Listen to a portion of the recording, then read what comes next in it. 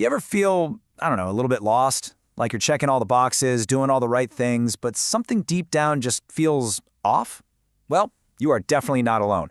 According to author Simon Sinek, we're right in the middle of a modern crisis of meaning. But the good news is, he also has some incredible insights on how to find our way through it. So let's just get right to it. Are we actually in a crisis of purpose? Sinek's answer is a resounding yes. And for him, the proof isn't in some complicated study, it's in the overwhelming demand for his own work. I mean, he puts it this bluntly. The very fact that so many of us are actively looking for a purpose, for our why, tells him that the old structures that used to give us that meaning, they're just not working anymore on a massive scale. Okay, so how on earth did we get here? Sinek basically diagnoses the problem by looking at the key pillars of support that have kind of crumbled away over the last few decades. Just think about it for a second. Things like churches, community groups, even just knowing the people on your street. These things used to give us this built-in sense of belonging and purpose. But as they've faded, they've left this huge vacuum. And that void, well, it's a big reason we're seeing such a sharp rise in loneliness and mental health struggles. So this vacuum has created a whole new problem. You see, we haven't stopped needing a sense of meaning. We've just shifted the entire weight of that need onto a couple of very, very specific parts of our lives. And the contrast is pretty shocking when you see it laid out like this, where we used to have this wide, diverse base for our identity. Church, community, neighbors, all of it. We now look almost entirely to our job and our romantic partner to give us everything: fulfillment, identity, our entire social life, the whole shebang. Sinek explains the danger here with this brilliant stock market analogy. It's like we've taken our entire emotional and existential life savings and invested it all into just two stocks: work and partner. And that creates this immense, unbearable pressure, basically setting them both up to fail, because no one person or one job can ever be everything to us. It's just not possible. So, if that's the problem, what's the solution? Well, Sinek's answer is a little counterintuitive. He argues that the real path to finding purpose isn't by avoiding the hard stuff, but by going directly through it. And he's speaking from experience here.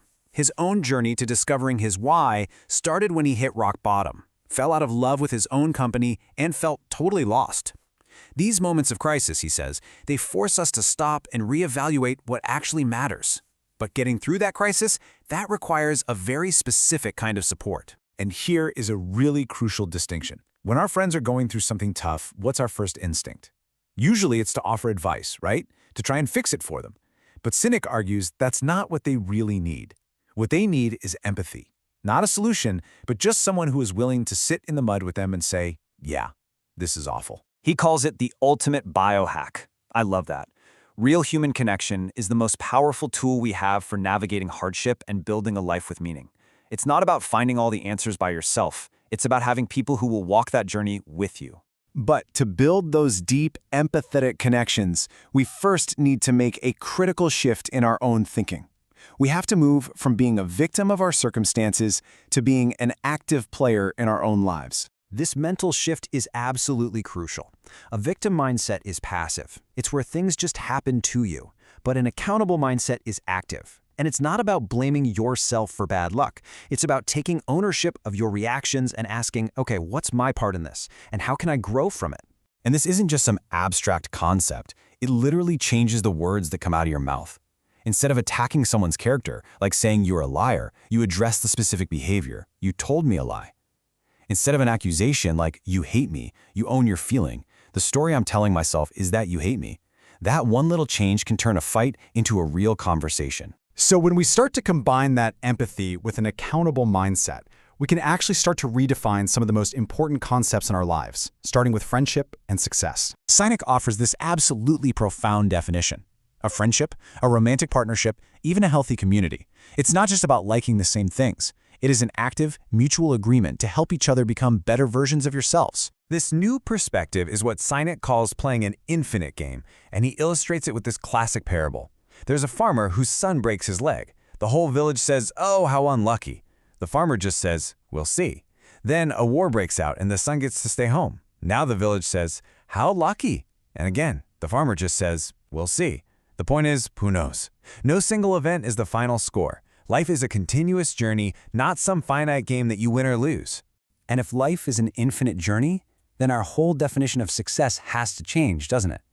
It can't be about having a perfect track record. Sinek argues that real success is being comfortable with failure, with falling short of your biggest, most ambitious goals. Why? Because that comfort is the very thing that gives you the freedom to take those huge, meaningful risks in the first place. And all of this brings us to the final and maybe the most important question. We've talked about offering empathy to others, taking accountability, and agreeing to grow with people.